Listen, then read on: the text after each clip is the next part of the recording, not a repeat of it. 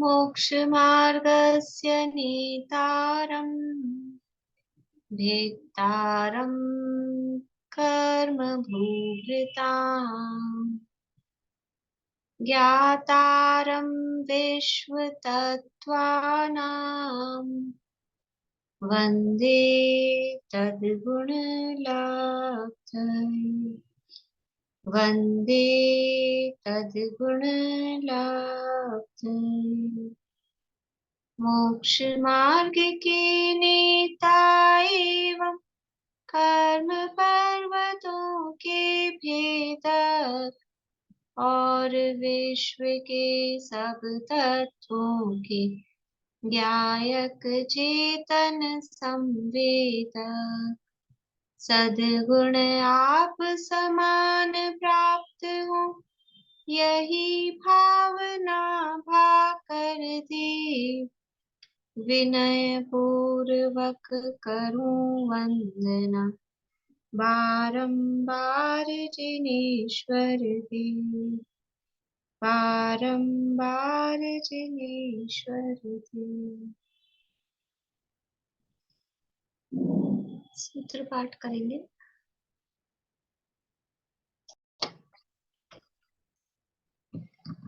तत्वार्थ सूत्र नामक के महाशास्त्र है, आचार्य उमा स्वामी देव द्वारा रचित।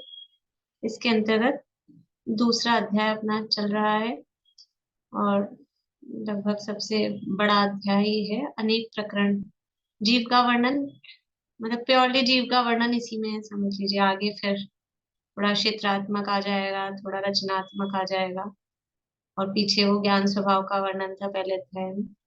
यहाँ जीव का भाव, जीव का लक्षण, जीव के भेद प्रभेद, संसार दशा में क्या उसकी स्थिति है, ये सारा वर्णन यहाँ पर चल रहा है। और कितने सारे प्रकरण इसके अंतर्गत दिए गए हैं।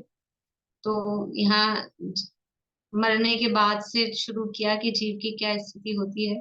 तो पहले विग्रह गति होती है। और वहां देखो, विग्रह गति में भी इतना कम टाइम है। कितनी देर की हो सकती है विग्रह गति? कितनी देर की विग्रह गति हो सकती है? बोलिए सरिता जी। अधिक से अधिक 3 समय तक। अधिक से अधिक 3 समय, 1, 2 या 3, बस इतने देर की विग्रह गति है। इतनी देर की विग्रह गति को भी पकड़ना, एक समय पकड़ में नहीं आता अपने को, छद्मस्त को। और वो केवल यानी भगवान ने उसको इतनी बारीकी से जाना। और उसमें भी एक समय की है तो कि 1 मोड़ा, 2 समय की है 2 मोड़ा, 3 समय की है 3 मोड़ा। और फिर उसमें अभी क्या फर्क पड़ता है, उसी में आहारक हो जाता कि अनाहारक है, मतलब इतनी बारीकी की कौन ध्यान देता है? क्या फर्क पड़ जाता है, लेकिन कितनी बारीकी से उसको आहारक है कि अनाहारक है। और फिर उसके बाद में जन्म हुआ, तो जन्म के बाद में वो निवृत्ति अपर्याप्त है कि पर्याप्त है, कि लब्धि अपर्याप्त है। वो प्रश्न भी था ना आपका, निवृत्ति अपर्याप्त दशा वाला तो पर्याप्त होगा ही होगा ना। तो फिर उसको क्यों बताया, उस स्थिति को रहने देते। लेकिन वहां कुछ काम अलग हो रहे, इतना कम, इतना शॉर्ट टाइम है, सेकंड से भी कम का टाइम है, फिर भी वहां कुछ काम अलग हो रहे हैं। पर्याप्त हो जाएगा, उसके बाद काम अलग होंगे। और लब्धियां पर्याप्त है, उसकी क्या स्थितियां हैं, इतनी बारीकी से ये बताया। मतलब ये सब विषय देखकर व्यवस्था तो समझ में आती ही है। और एक तो केवल ज्ञान की महिमा आती है, भगवान की महिमा आती है। कितना केवल ज्ञान में क्या, जो हम बोलते हैं ना परिभाषा, कि एक एक समय के एक एक पर्याय को जानता है, तो कितनी बारीकी से जानता है। थोड़ा उसका भाव ख्याल में आना चाहिए, कितनी बारीकी से जाना जा रहा है केवल ज्ञान में। और दूसरी बात ये कि वो पर्यायों की निश्चितता, क्रमबद्धता समझ में आती है कि किसके बाद में क्या होने वाला है। पहले जैसे 6 पर्याप्तियों की व्यवस्था बताई, तो क्रम से ही पूरी होंगी। और विग्रह गति की जो स्थिति है, तो पहले विग्रह गति होगी, उसके बाद में जन्म होगा, पहले निवृत्ति अपर्याप्त होगा, फिर पर्याप्त होगा, और अपने अपने क्रम से काम होगा। कोई पहले आगे पीछे जल्दी खींचतान करना चाहे, कुछ करना चाहे, अपने आप पुद्गलों का ग्रहण होता है, अपने आप शरीर का निर्माण होता है, अपने आप को कर्म के उदय के अनुसार वो शक्ति जीव को प्राप्त होती है। पर्याप्त होगा, अपर्याप्त होगा, सारी व्यवस्था सब ऑटोमेटिक। मतलब वहां कौन करता है बताओ, विग्रह गति में कौन जाके स्टार्ट करता है? एक मोड़ा होएगा, दो मोड़ा होएगा, तीन मोड़ा होएगा, कोई कोई व्यवस्था करने वाला है, कोई रूट बनाने वाला है? यहाँ तो हम रूट बनाते हैं, थोड़ी सी हम यात्रा जाएंगे तो हम रूट सेट करेंगे, या फिर समझ लो बड़े बड़े जो भी हैं रेलवे के और ये सारे रूट, वहाँ कौन रूट सेट करता है कि इसको कौन से रूट से जाना है जीव को, फिर कहाँ मोड़ा लेना है, कहाँ नहीं लेना है?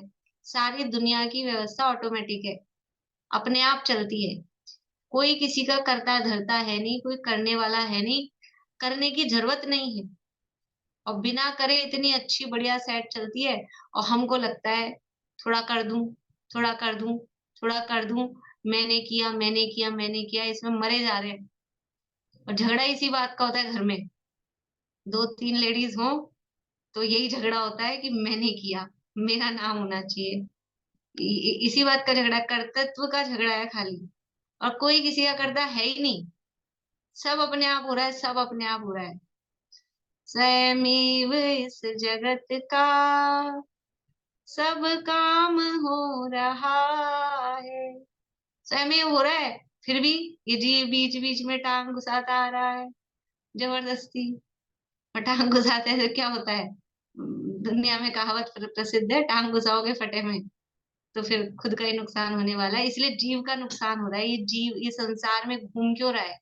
ये विग्रह गति और ये जन्म और फिर ये शरीर धारण, ये हो क्यों रहा है? क्योंकि वो टांग घुसाई है ना फटे में, उसके कारण ये संसार में हो रहा है। नहीं तो अभी तक तो अविग्रह जीवस्य एक समय वाली गति होकर अपने मोक्ष धाम में पहुंचा होता। तो यहाँ पर ये व्यवस्था बताई गई है। तो विग्रह गति की व्यवस्था बताई, उसके बाद में जन्म, तो जन्म के प्रकार बताए, तीन प्रकार के जन्म हैं। कौन कौन से तीन प्रकार के जन्म हैं? बोले ललतेश जी।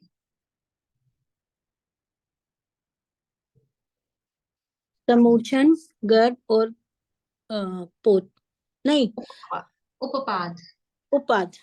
हाँ, जन्म के तीन प्रकार हैं, समूर्छन, गर्भ और उपपाद, ये तीन प्रकार के जन्म हैं। कौन कौन सा जन्म किस किस के होता है? हीरा जी, कौन कौन सा जन्म किस किस के होता है? देव और नारकियों के उपपाद जन्म होता है। हम्म। मनुष्य और त्रियंचों के गर्भ जन्म होता है।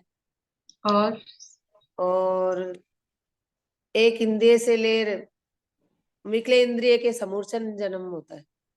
मतलब 1 से 4 इंद्रिय तक तो होता ही है, 5 इंद्रियों को भी होता है।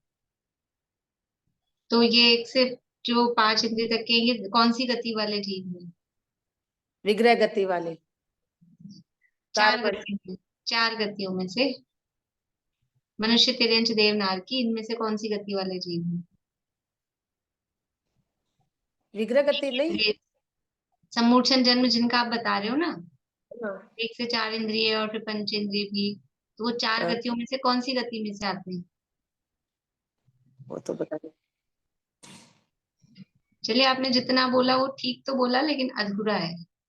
वो जो भी बोला उसमें अधूरापन है। बोलो पारुल, बहुत दिनों बाद दिखाई दे रही है। भाभी, जो अपर्याप्तक मनुष्य होते हैं और जो अपर्याप्तक त्रियंच पंचेंद्रिय त्रियंच होते हैं, उनका भी समूषण जन्म होता है। पूरा ढंग से बता दो। एक सम्मोचन इंद्रिय से आकार। चा, एक इंद्रिय से 4 इंद्रिय तक के सभी जीवों का समूषण जन्म होता है, और अपर्याप्तक मनुष्य और पंचेंद्रिय त्रियंचों का भी समूषण जन्म होता है। बढ़िया। और गर्भ जन्म? गर्भ जन्म प्राप्त मनुष्य और त्रियंचों का होता है। बढ़िया, ठीक है। तो सम्मूर्छन और गर्भ जन्म तो सामान्य से कहें तो मनुष्य और तिर्यंचों का सम्मूर्छन जन्म भी होता है और गर्भ जन्म भी होता है। अब उसमें डिफरेंस कि एक इंद्रिय से 4 इंद्रिय तक के तो सारे ही तिर्यंचों का सम्मूर्छन जन्म ही होता है। और जो अपर्याप्त लब्धि पर्याप्त मनुष्य हैं, और इसके अलावा लब्धि पर्याप्त तिर्यंच पंचेंद्रिय भी हैं, अथवा पर्याप्त पंचेंद्रिय तिर्यंच भी हो, उनका भी सम्मोचन जन्म हो सकता है।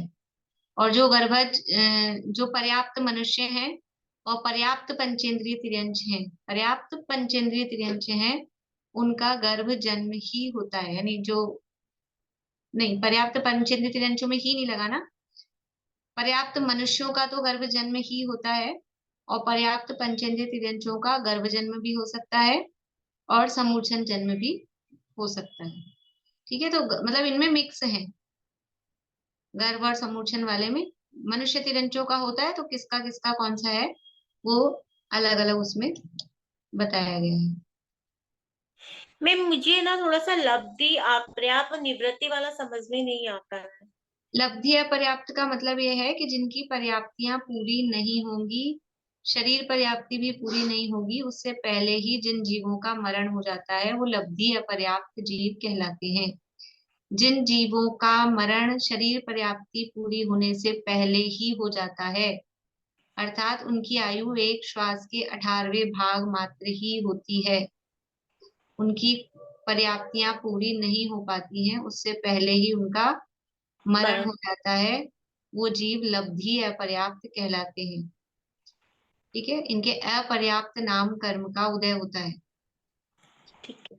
और जिन जीवों की पर्याप्तियां अभी तो अधूरी हैं लेकिन नियम से पूरी होंगी, उनके पर्याप्त नाम कर्म का उदय है और अंतर्मुहूर्त बाद ही नियम से उनकी पर्याप्तियां पूरी होंगी, उन्हें निर्वृत्ति अपर्याप्त जीव कहते हैं। अभी पर्याप्तियां अधूरी हैं लेकिन निश्चित रूप से उनकी पर्याप्तियां अंतर्मुहूर्त में ही पूरी होंगी, उन्हें निर्वृत्ति अपर्याप्त कहते हैं।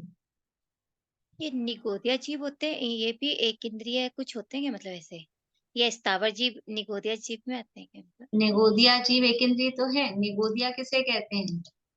एक इंद्रिय जीव 5 प्रकार के हैं, एक इंद्रिय जीव 5 प्रकार के हैं। कौन से 5 प्रकार के हैं? जो जलचर, मतलब हाँ, जल, जलचर नहीं, अग्नि, वायु, हाँ, जल, पृथ्वी का एक, जल जल का का एक, एक, अग्नि का एक, अग्नि का एक, वायु का वायु एक और का एक। वनस्पति का एक। ठीक है, ये 5 प्रकार के एक इंद्रिय हैं। तो उसमें से जो वनस्पति कायिक है ना, वनस्पति कायिक 2 प्रकार के हैं, एक प्रत्येक वनस्पति, एक साधारण वनस्पति। तो साधारण वनस्पति का ही दूसरा नाम निगोद है। तो निगोदिया जीव वनस्पति कायिक होते हैं, साधारण वनस्पति होती है।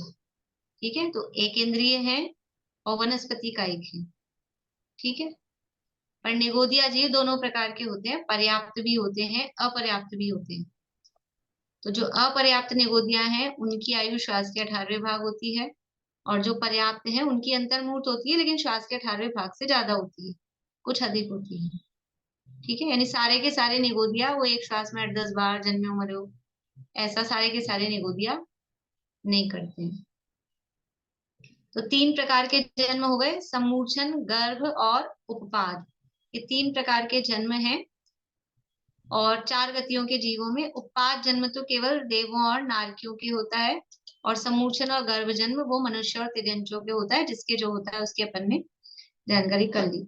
अब जो और कुछ पूछना है अनीता जी आपको, हैंड डाउन कर लीजिए। अब जो गर्भ जन्म वाले जीव हैं, गर्भ जन्म वाले जीव हैं वो कितने प्रकार के होते हैं? गर्भ जन्म वाले जीव बोलिए अंकल। 3 प्रकार के। हाँ, कौन कौन से? जरायु, अंडज और पोत। हाँ, जरायुज, अंडज और पोत, ये 3 प्रकार के जीव गर्भ जन्म वाले होते हैं। ये सब देखने के बाद में अब फिर आगे चर्चा की योनियों की। तो योनि में और जन्म में क्या अंतर है? जन्म में बताया 3 प्रकार के, योनियां बताई यहाँ पर 9 प्रकार की, सभी जीवों में जो लागू पड़ती है, तो 9 प्रकार की योनियां बताई। तो योनि में और जन्म में क्या अंतर है? या एक ही चीज बता देते, एक ही तो है, एक सी तो है। योनि और जन्म एक ही बात है? एक ही बात नहीं है, मना कर रहे हैं, तो क्या अंतर है फिर? बोली रजनीश जी। नवीन शरीर धारण करने को जन्म कहते हैं, और जिस जगह पर जन्म होता है, जन्म स्थान जो होता है, उसको योनि कहते हैं। बढ़िया, बहुत बढ़िया। योनि है वो तो जगह है, और जन्म तो शरीर धारण करने को कहते हैं। योनि में जन्म होता है, यानी योनि आधार है, बेस है, और जन्म तो वो क्रिया प्रोसेसिंग जो हो रहा है उसको जन्म कह रहे हैं। तो इनमें आधार आधेय संबंध ऐसा कहते हैं। योनि आधार है और जन्म आधेय है।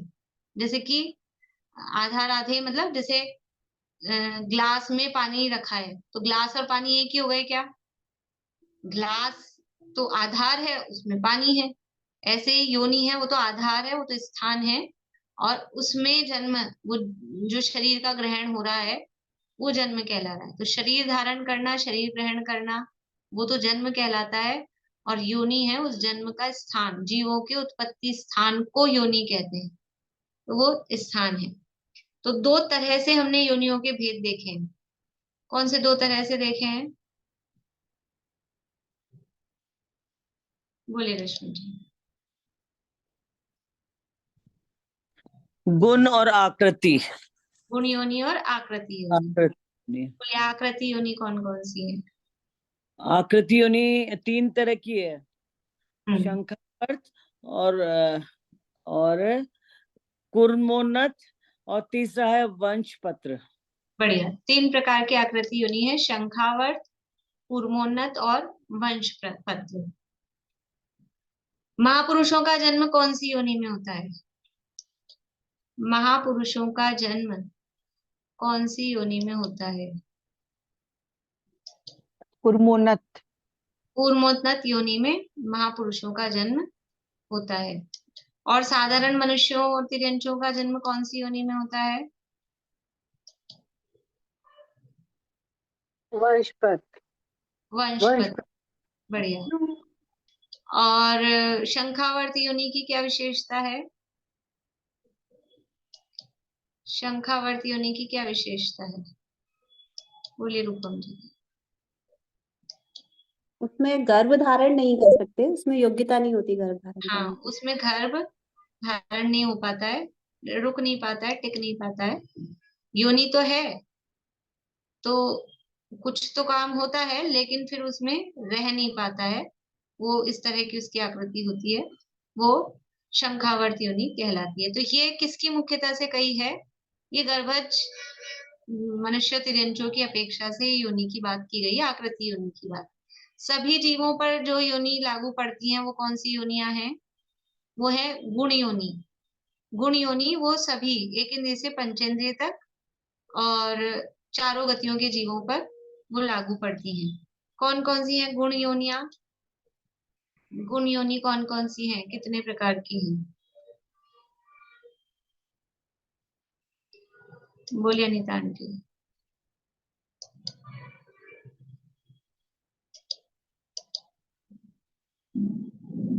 कहाँ गए? बोलिए। नहीं ध्यान? नहीं लिखा, क्लास में अटेंड की। मुझे लगा आप हाथ खड़ा कर रहे हैं इसलिए। बोलिए पद्मा जी। आपकी आवाज नहीं आ रही है।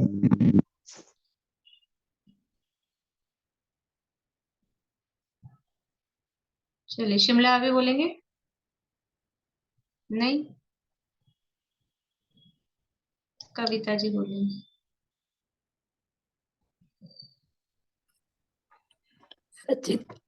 सचित शीत संवृत, अचित उष्ण विवृत, सचितोचित शीतोष्ण और संवृत विवृत। समृत विवृत, इस तरह से 9 प्रकार की ये योनियां होती है। सचित्त का मतलब है चेतनता से सहित स्थान। योनि की बात चल रही है, जीव की बात नहीं चल रही है। तो जो स्थान जो चेतनता से सहित है, आत्म प्रदेश जहाँ पर है, ऐसा स्थान, और वो वहां कोई जीव उत्पन्न हो जाए तो वो कहलाती है सचित्त योनि। अचित्त योनि यानी वहां केवल जड़ पुद्गल है, आत्म प्रदेश किसी जीव के नहीं है, ऐसा स्थान, और वहां जीवों की उत्पत्ति हो जाए तो वो अचित्त योनि। और मिश्र का मतलब है सचित्ताचित्त, कि ऐसा स्थान जहाँ पुद्गल भी है और आत्म प्रदेश भी है, ऐसा स्थान वो सचित्ताचित्त कहलाता है। इसी तरह से ठंडी स्थान है वो शीत योनि, गर्म स्थान है वो उष्ण योनि, और ठंडा गर्म मिक्स है तो वो शीतोष्ण योनि। फिर समृत का अर्थ ढका हुआ है, विवृत यानी खुला हुआ है, और समृत विवृत यानी कुछ ढका कुछ खुला, इस तरह का जो स्थान है वो ये 9 प्रकार की योनियां कही जाती है। तो कल हमने देखा था किन जीवों के कौन कौन सी योनियां हैं। इस साइड हमने जीवों के नाम लिखे थे और 3 कॉलम योनियों के बनाए थे, सचेत अचेत मिश्र, शीत उष्ण शीतोष्ण और समृत विवृत उसके आधार पे। तो मैंने वो 2 आपको खाली छुड़वाए थे, एक तो जल का एक का। जल का एक में बीच वाला कॉलम शीत उष्ण शीतोष्ण है ना, उसमें आएगा शीत, शीत योनि है। और बोलिए दीदी रुको कल आपने प्रत्येक वनस्पति में वो लिखवाया था एक मिनट विवृत अनीता जी, लिखवाया। एक मिनट रुकिए। हाँ बोलिए। अच्छा दीदी, शोर में मैं लिख सकती हूँ, मतलब शोर चल रही है तो मैं लिख सकती हूँ क्या? हाँ लिख लो कॉपी में, कोई बात नहीं। बोलिए अनीता जी। प्रत्येक वनस्पति में कल शायद आप गलती से विवृत बोले थे, पर समृत आएगा ना उसमें तो, प्रत्येक वनस्पति में। हाँ एक इंद्रियों में सब में समृत ही है। हाँ वो शायद बाय मिस्टेक विवृत निकल गया था, इसलिए पूछ रही थी मैं। ठीक है, एक बार और चेक कर लेते हैं। बाकी हाँ सबने विवृत भी बोला विवृत था ही शायद लिखा है आपने। क्या? बाकी सबने भी विवृत ही लिखा है क्या? बाकी सबने नहीं लिखा तो मिस्टेक आपकी हुई। एक हो इंद्रियों की सकता सबकी है। समृद्धि है। हाँ समृत, ठीक है, थैंक यू। हाँ ठीक है। ये जल का और क्या छुड़वाया था? साधारण वनस्पति का। साधारण वनस्पति में भी यही शीत उष्ण शीतोष्ण वाला, तो उसमें 3 आएंगी।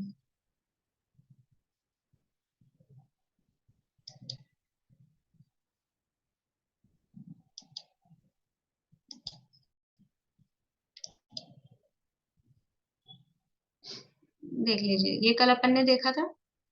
देव और नारकियों की अचित्त है, शीत और उष्ण दोनों तरह की है और समृद्ध है।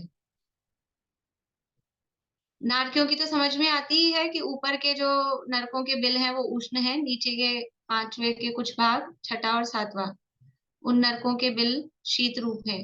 देवों के भी जो उपाद ग्रह या उपाद शैयाएं होती हैं, तो कुछ जगह ठंडी होती हैं, शीत रूप होती हैं, और कुछ जगह उष्ण होती हैं, लेकिन वो उष्ण भी ऐसा नहीं है कि वो तकलीफदायक हो। वो उनको प्लीजेंट जिसे कहते हैं, सुहावनी ही उष्ण होती है। तो चाहे उनकी भी शीत योनि हो सकती है, उष्ण योनि भी उनकी हो सकती है। फिर गर्भज मनुष्य और तिरंचों की सचित्ता चित्त योनि है, और शीत उष्ण और शीतोष्ण में से तीनों प्रकार की हो सकती है। और समृत विवृत ये मिश्र वाली ही इनकी होती है, गर्भज मनुष्य और तिरंचों की। समूर्छन मनुष्य और पंचेंद्रिय तिरंचों की तीनों प्रकार की है, सचित्त भी अचित्त भी अथवा मिश्र भी। तीनों प्रकार की मतलब किसी की सचित्त हो सकती है, किसी की अचित्त हो सकती है, किसी की मिश्र रूप हो सकती है। इसी तरह से शीतोष्ण शीतोष्ण में से भी तीनों प्रकार की हो सकती है, और इनकी योनि विवृत होती है, समूर्छन मनुष्य और समूर्छन पंचेंद्रिय तिर्यंचों की। गर्भज जीवों की समृत विवृत ही है। विकलेंद्रिय जीवों की तीनों प्रकार की है, सचित अचित मिश्र। शीतोष्ण शीतोष्ण भी तीनों प्रकार की है, और इधर इनकी विवृत ही है। विकलेंद्रिय जीवों की योनि विवृत ही होती है, मतलब यहाँ ही लग जाएगा, विकलेंद्रिय जीवों की योनि विवृत ही होती है। फिर एक इंद्रिय जितने भी जीव हैं, तो उनमें से पृथ्वी का एक, वायु का एक और प्रत्येक वनस्पति का एक, पृथ्वी का एक, वायु का एक और प्रत्येक वनस्पति का एक, इनकी तीनों प्रकार की है, सचित अचित अथवा मिश्र। और शीत उष्ण शीतोष्ण ये भी तीनों प्रकार की है, और समृत विवृत में से उनकी योनि समृत ही होती है। ठीक है। और अग्निकायिक जीवों की तीनों प्रकार की है, सचित भी अचित भी मिश्र भी, लेकिन शीत उष्ण में से उष्ण ही होगी, और इधर समृत विवृत में से समृत ही होगी। जलकायक जीवों की तीनों प्रकार की है, सचित अचित अथवा मिश्र, और शीत ही योनि होगी, और यहाँ पर समृत ही है। ठीक है।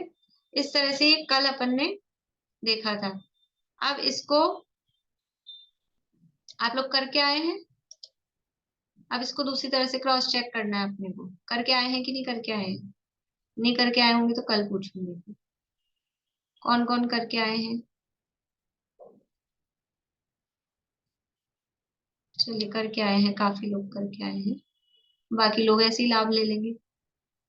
ठीक है, जो नहीं करके आए, वो लाभ तो उसी को होगा जो करके आया है। अभी का लाभ तो हो जाएगा, अभी का भी लाभ। ठीक है, चलिए अब मैं पूछती हूँ आपसे। सबसे पहले सचित्त से शुरू कर लेते हैं। सचित्त योनि कौन कौन से जीवों की है? ठीक है, सचित्त योनि कौन कौन से जीवों की है? बोलिए रेणु जी लुहाड़ी। आप लोग मिलाते जाइएगा, फिर कहाँ गड़बड़ है कुछ है वो देखते जाएंगे। साधारण वनस्पति की सचित योनि। साधारण वनस्पति की, केवल साधारण वनस्पति की सचित्त है? बाकी तो सचिता सच मिश्र वाली तो है सब में, गर्भ समुच्चन और नहीं, देखो जहाँ अपन ने तीनों प्रकार लिखे ना, तो वहां सचित्त भी है, अचित्त भी है, सचित्ता हाँ। चित्त भी है। तो वहां सचित्त आएगी कि नहीं आएगी? फिर तो गर्भज में और इसमें नहीं, अभी भी नहीं आप समझे। जहाँ हमने ऐसा लिखा है ना तीनों प्रकार की, तीनों प्रकार की मतलब सचित्त भी है, सचित्त अलग, अचित्त भी है, अचित्त अलग, और सचित्ता चित्त वो अलग। तो अब उसमें से सचित्त किस किस की हो सकती है वो पूछ रहे हैं। बोलो पारुल। भाभी साधारण वनस्पति की, समूचन मनुष्यों की व समूचन पंचेंद्रिय त्रियंशों की। केवल इन्हीं की? हाँ। चलो और किसी से पूछते हैं। रूपम जी बोलिए।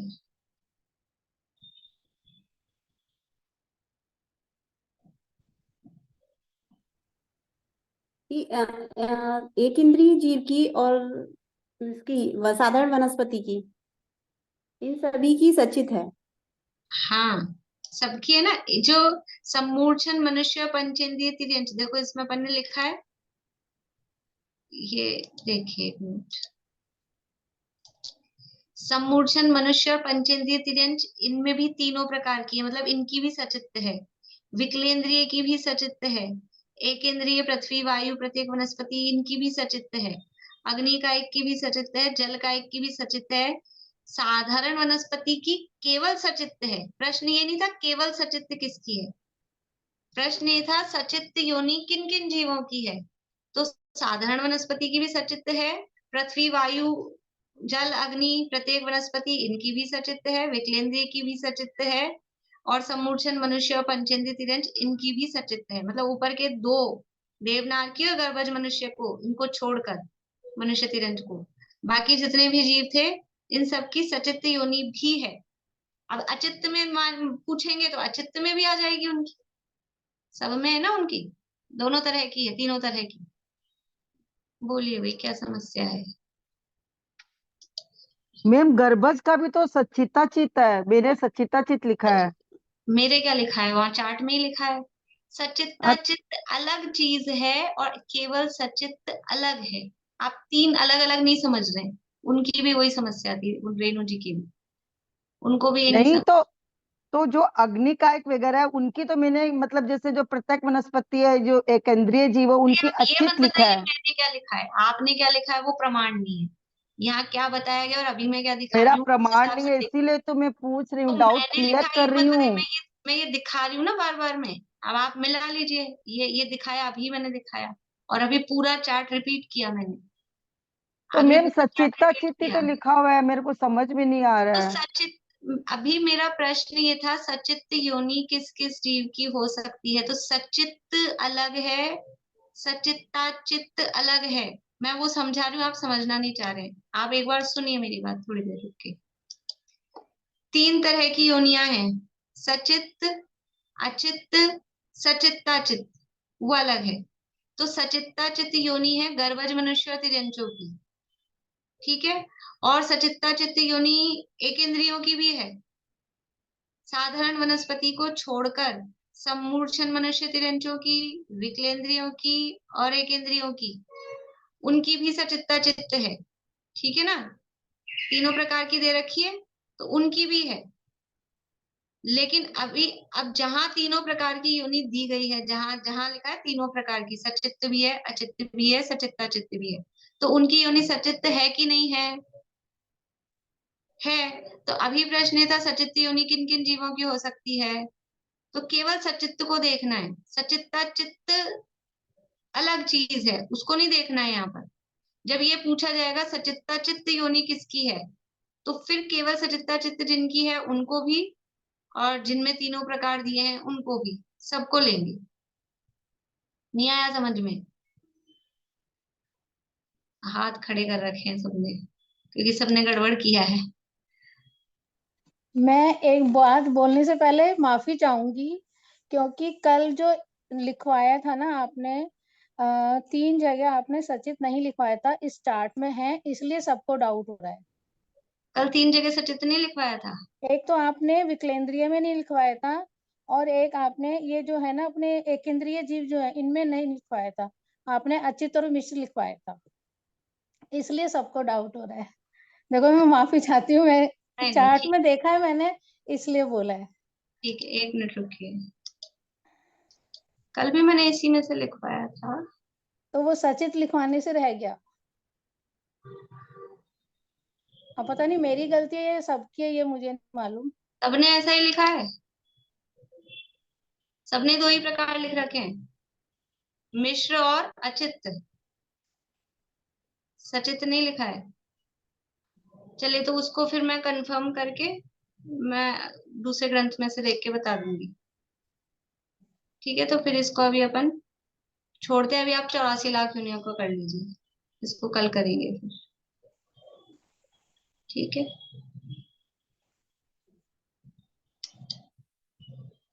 चलिए, ये तो मेरी गलती हो गई। उसको अच्छा है, पर आप ऐसे बोलते ना मैंने ये लिखा है, तो ऐसे लगता है भी अब आपने क्या लिख लिया हो, तो मैं क्या कह सकती हूँ। पर ठीक है, आप लोगों के इसीलिए हैंड रेस थे सबके, अर्चना जी, रश्मि जी, अंकल। मैम आपने जो कल लिखवाया है वो गवर्नमेंट सार के अनुसार बिल्कुल सही है। मतलब आज जो दिखा रही है वो अलग है, और गवर्नमेंट सार में जो कल लिखवाया था उसके हिसाब से है, ये अंतर है इसमें और उसमें। ये भी क्योंकि गवर्नमेंट सार गवर्नमेंट का, सार इस में अचित और चार्ट में मिश्र गड़बड़ हो गई है। ये आपने जो ये पहले लिखवाया हुआ ना, ये इसमें आपका ही लिखा हुआ है, ये 2 ही है इसमें। हाँ, उसमें वही, वो नोट्स में गवर्नमेंट वही। सार में अचित और हाँ। मिश्र 2 ही दे रखी हैं। तो अब ये कंफर्म कर लेंगे ना, ये भी गवर्नमेंट सार का ही है, विकास विहा का है, ये जैन कोश का है। तो मुझे लगा ये दिखाने में, मैंने उतना ध्यान नहीं दिया, अभी ये निकाला। प्रकाश चंद जी छाबड़ा का है, उसमें 2 दे रखी हैं। अभी मैंने यूट्यूब से दिखाने के लिए कल निकाल नहीं पाई थी, तो अभी मैंने ये निकाल के रखा, तो इतना उसको ध्यान नहीं दिया। उसको कंफर्म कर लेंगे। ठीक है, अभी आप 84 लाख यूनिट की बात करते हैं अपन, फिर जिसको अभी पेंडिंग छोड़ देते हैं।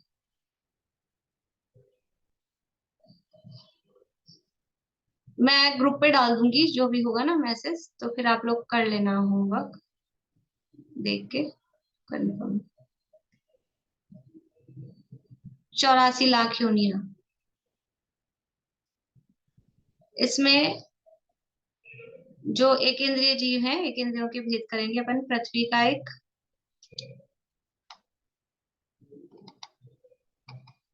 पृथ्वी का एक, जल का एक,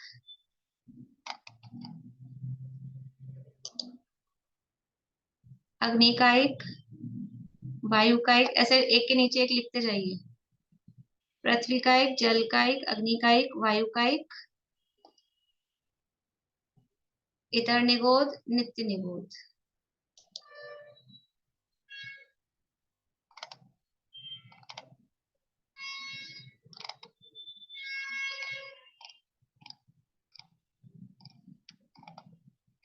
इन सबकी 7-7 लाख योनि, 6 हो गए। पृथ्वी, जल, अग्नि, वायु, इतर निगोद, नित्य निगोद, सबके आगे 6-6 लाख।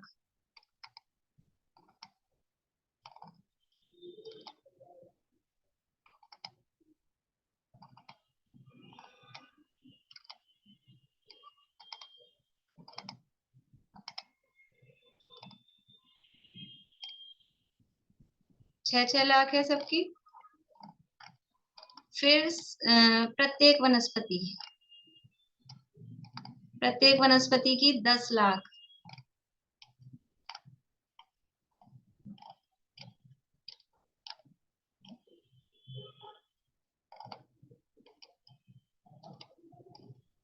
कितनी हो गई? 6-6 लाख, तो ये हो गई क्या, 7-7 लाख, सॉरी, हाँ, 7 लाख।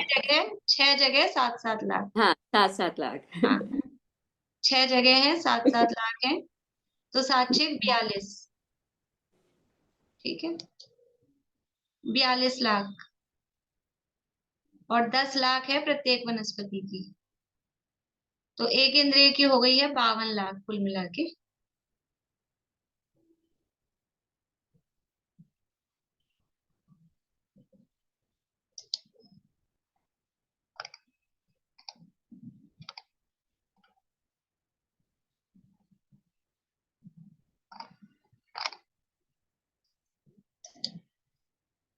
ये हो गई 52 लाख। अब इसके बाद में है विकलेंद्रिय की। विकलेंद्रिय में 2 इंद्रिय, 3 इंद्रिय, 4 इंद्रिय।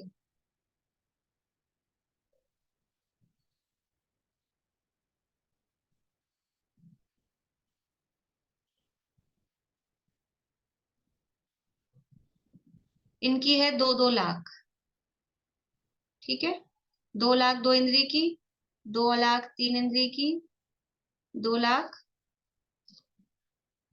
4 इंद्रिय की। तो कॉमन भी लिख सकते हैं, विकलेंद्रिय की 6 लाख, मतलब जोड़ने के हिसाब से विकलेंद्रिय की हो गई 6 लाख।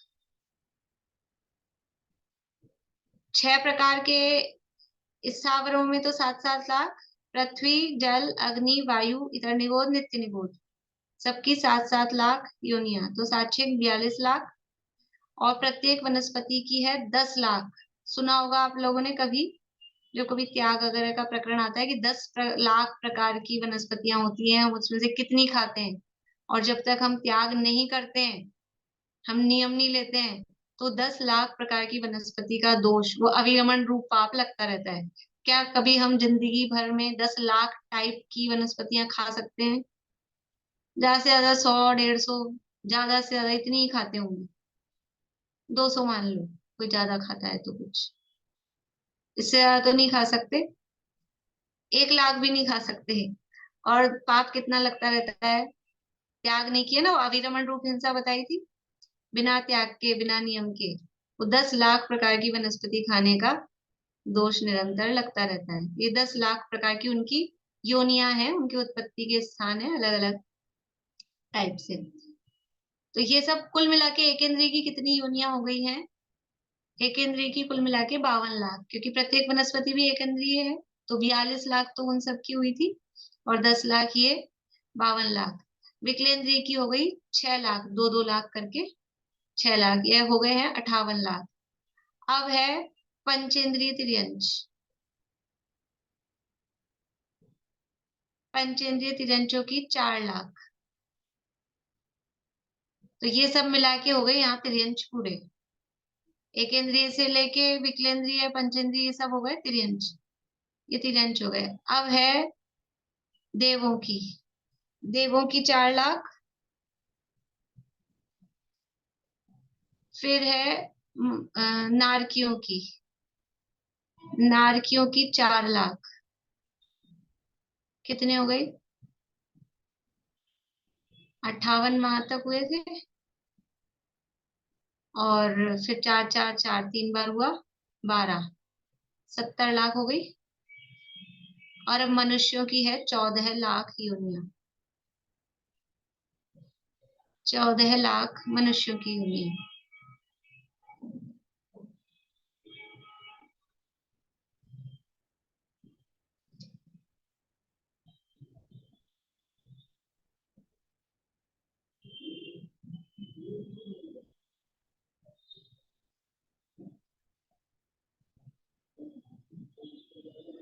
तो ये हो गए 70 और 14, 84 लाख योनियां। सरल है, ज्यादा बड़ी संख्या होती है तो लगता है ऐसा संख्या बड़ी है, लेकिन कुछ खास कठिन काम नहीं है। 6 जगह तो 7-7 लाख है, और वो 6 स्थानों अपने को याद हो गए, अपन ने इतने सारे जीव स्थान देखे हैं, तो इस तरह से याद है ही सबको। पृथ्वी, जल, अग्नि, वायु, इतर निगोद और नित्य निगोद, इनकी कितनी है? 7-7 लाख सबकी, तो 42 लाख हो गई। और प्रत्येक वनस्पति की 10 लाख, 52 लाख। विकलेंद्रिय की 2-2 लाख, 58 लाख, पंचेंद्रिय तिर्यंच की 4 लाख। इस तरह से 62 लाख तो केवल तिर्यंचों की योनियां हैं, 62 लाख। फिर 4 लाख देवों की, 4 लाख नारकियों की, ये हो गई 70 लाख। और 14 लाख योनियां, सबसे ज्यादा योनियां किसकी हैं? अलग अलग में देखें तो मनुष्यों की 14 लाख योनियां मनुष्यों की है। योनियां है उत्पत्ति के स्थान है। तो अलग अलग स्थानों पर हम, मतलब ये तो क्यों बता रहे हैं, क्यों कहते हैं योनि लाख 84 में बीता अनंता काल है, पाया नहीं सम्यक तो फिर भी बात यह निर्भ्रांत है कि अलग अलग योनियों में उत्पन्न हुए। जो भी पंच परावर्तन का क्रम चलता रहा तो अलग अलग योनियों में उत्पन्न होते रहते हैं, कभी कहाँ कभी कहाँ कभी कहाँ। कोई ऐसी स्थान नहीं छोड़ा, कोई ऐसी जगह नहीं छोड़ी, कोई ऐसी योनि नहीं छोड़ी जहाँ उत्पन्न न हुए हों। तो सब जगह उत्पन्न हो गए और ये परिभ्रमण करते ही आ रहे हैं। कभी शीत में, यानी 9 प्रकार की जो योनियां कही हैं गुण योनि, उसमें से 3 टाइप की योनि तो होगी ही होगी हर जीव की। या तो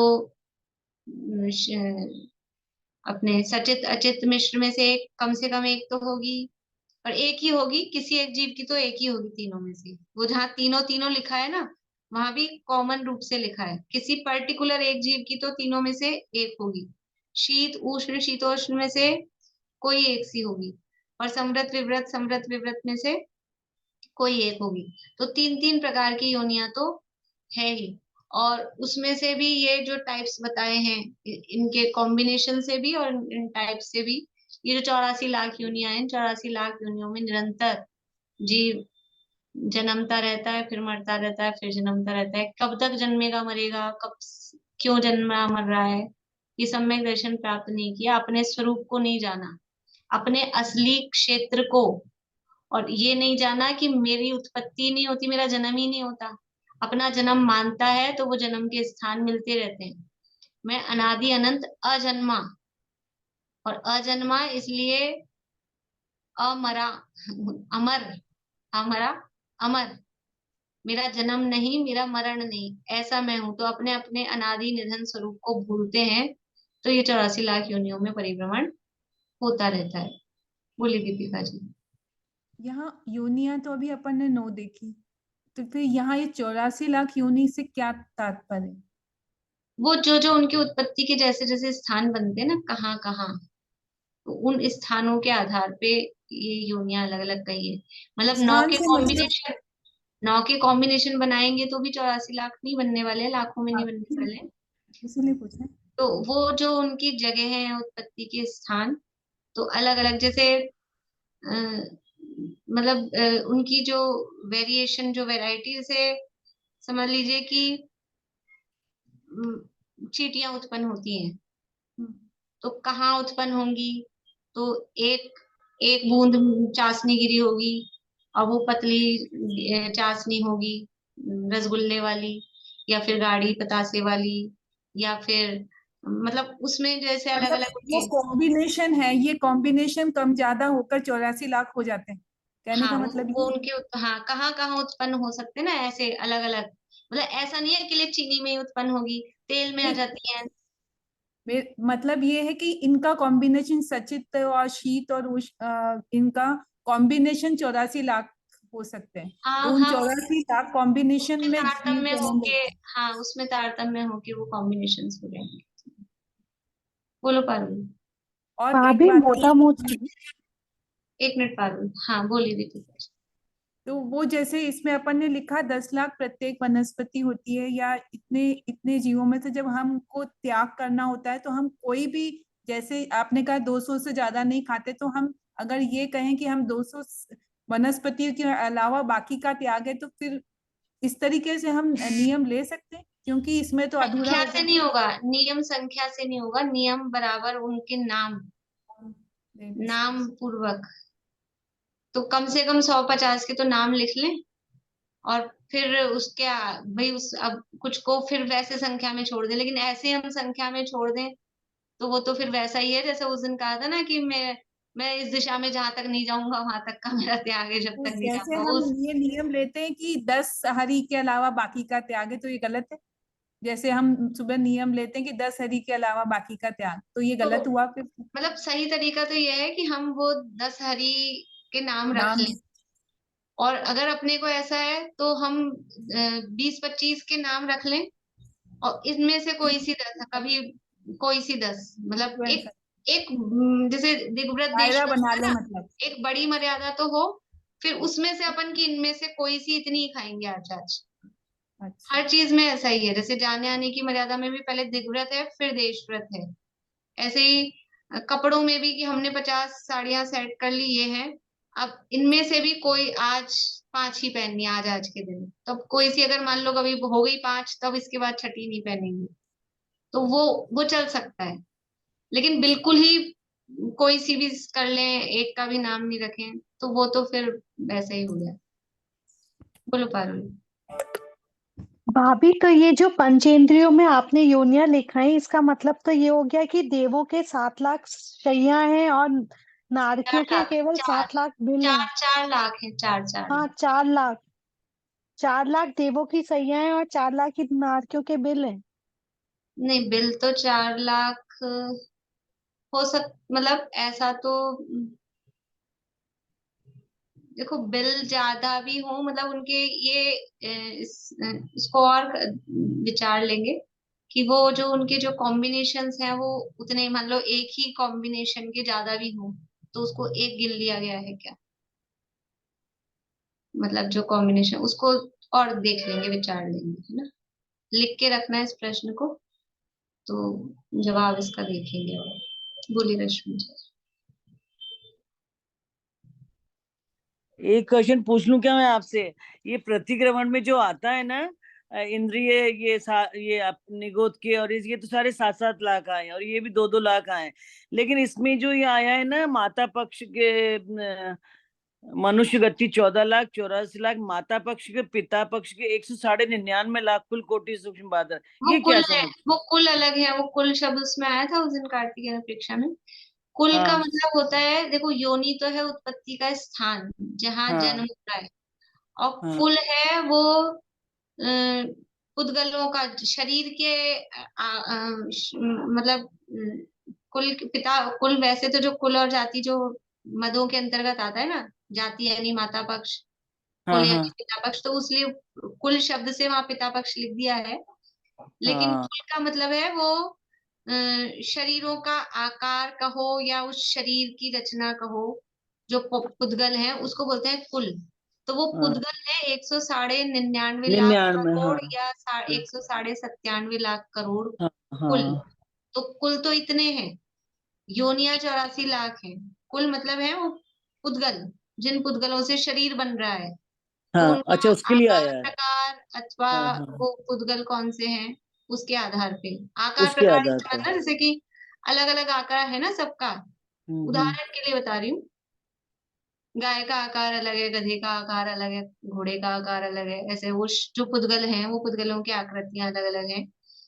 तो वो कुल के अंतर्गत तो वो पौद्गलिक शरीर से संबंधित है कुल, और अच्छा, ठीक योनि है, है वो उत्पत्ति स्थान से संबंधित है। अब समझ में आ गया। रोज पढ़ते हैं पर ये समझ में नहीं आ रहा था। ठीक है। हाँ, मैम जैसे आप बोल रहे हैं कि जैसे अपनी 50 रख ली, तो डेली की 50 लेके उसमें से 10 निकाल लें, ये कहना चाह रहे हैं आप? 50 तो जिंदगी भर की, मतलब जिंदगी भर की हमने जो रख ली, मान लो 50, 100, 200 जो भी, अब हाँ उसमें से आज के लिए ये 10 है, ठीक है। इन 10 में से ही तो एक बंद जाता है ना, नहीं तो कभी कभी 10 से भी ज्यादा हो जाती है अनलिमिटेड। हाँ एक ही घास खा लिया, एक ही बूंद नींबू का डाल लिया, तो वो काउंटिंग में तो आएगा ही ना।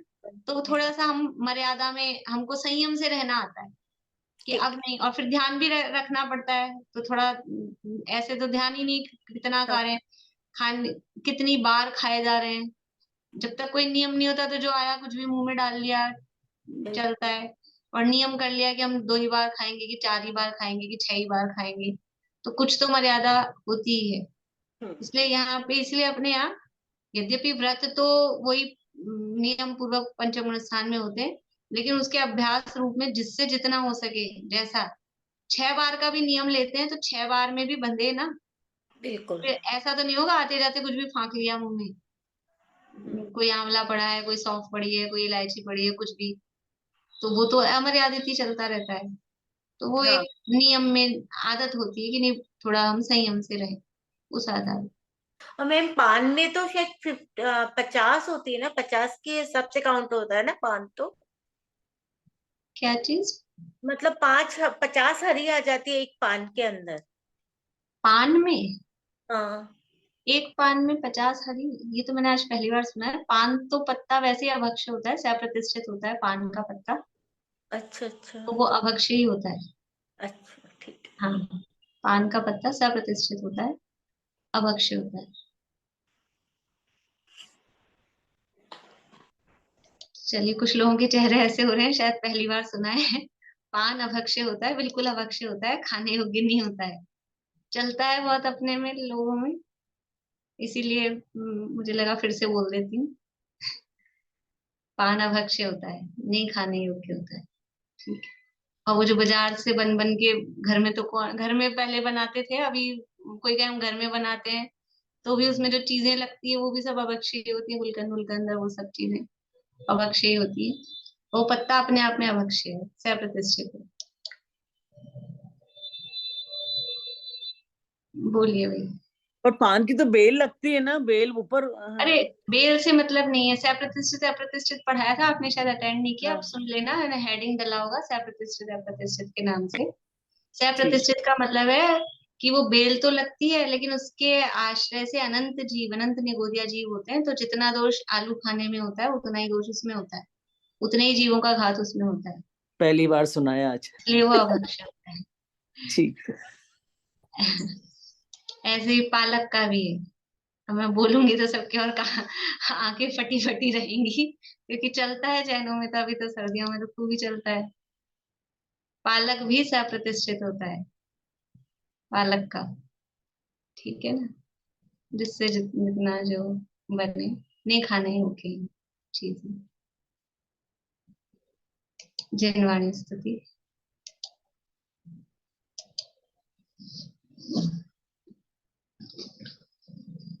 किसी से कुछ नहीं लेना, किसी को कुछ नहीं देना, अहो निश्चिंत परमानंदमय जीवन हमारा है।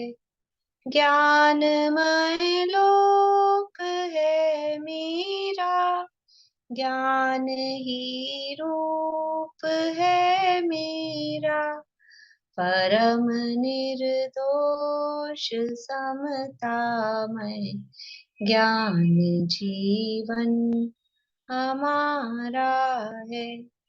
अहो चैतन्य आनंदमय सहज जीवन हमारा है। अनादि अनंत पर निरपेक्ष ध्रुव जीवन हमारा है।